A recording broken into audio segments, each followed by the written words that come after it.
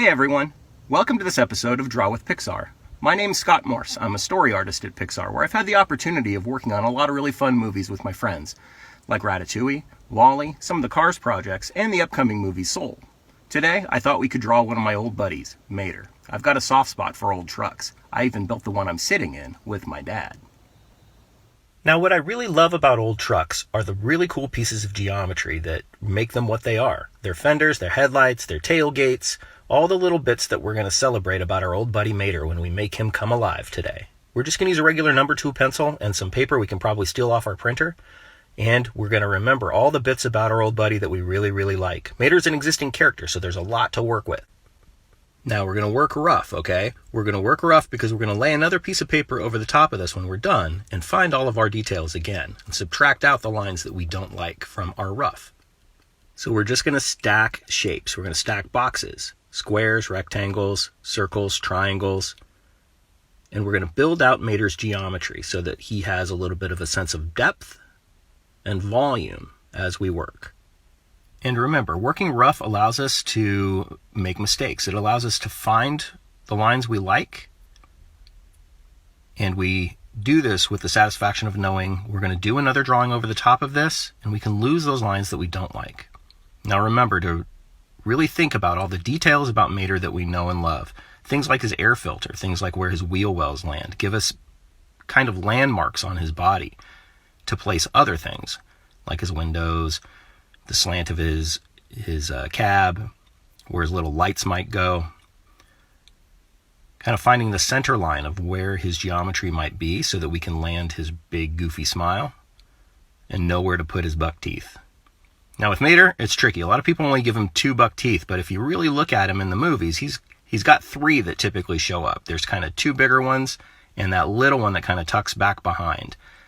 And I don't like to make them just regular old rectangles that are kind of hard-edged. I like to round them out a little bit and soften them, like he's been chewing on metal or something. And again, just try to find all the little details that we can remember. The side view mirrors, because Mater likes to drive backwards. And then that center line helps us place his eyes. And again, with these Cars characters, their eyelids are typically like a zigzag. They're like 2 lines, they're almost like a lightning bolt.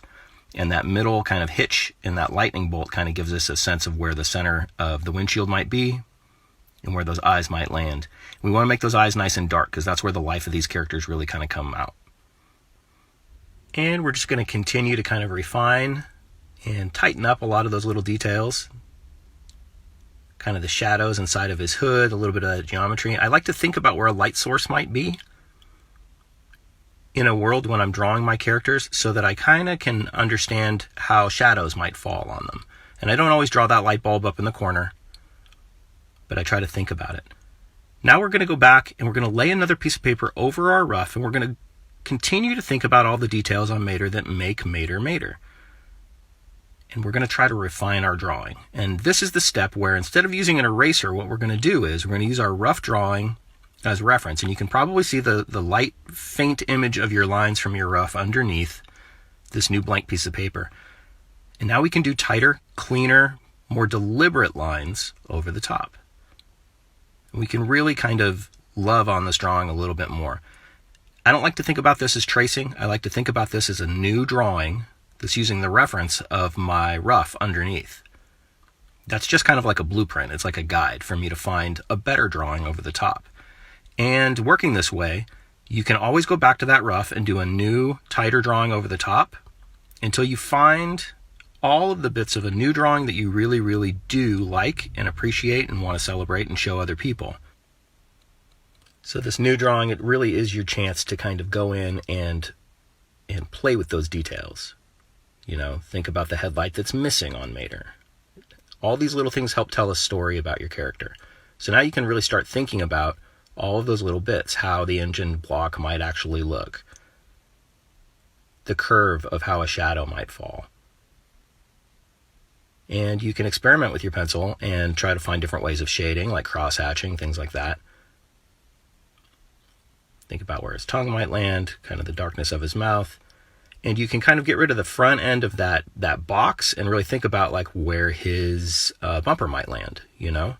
and sort of play with the shapes a little bit more. Soften your edges, soften your curves, soften your corners. With these Cars characters, I know they're made out of metal, and metal is hard. It's a substance, we know how it works. But while drawing them, I really like to try to create a little bit of a sense of squash and stretch with them. So I try to round some things out if I can. I try to create a sense of what we call straights against curves. And that's a design aesthetic that kind of helps us add a little bit of life and a little bit of pliability to a character, a little bit of charm, and also a little bit of a sense of motion. Even if they're kind of sitting still, it feels like there's life to them. There's some keep alive. Remember where that light source might hit. Again, we're not going to draw it up in the corner necessarily. We can. But what I want you to do is just try to remember to think about a light source whenever you're doing a dimensional drawing like this, so that you can kind of understand how the depth of that world might work. Now, when you feel like you've hit a stopping point and you're happy with your drawing, don't forget to sign it. We really want to know who did that awesome piece of artwork. And if you're on social media, definitely jump on board and tag your drawing. The hashtag is #DrawWithPixar. We really hope you've enjoyed this Draw with Pixar tutorial, and we hope you're staying safe and healthy and enjoying your time with your family. Take care.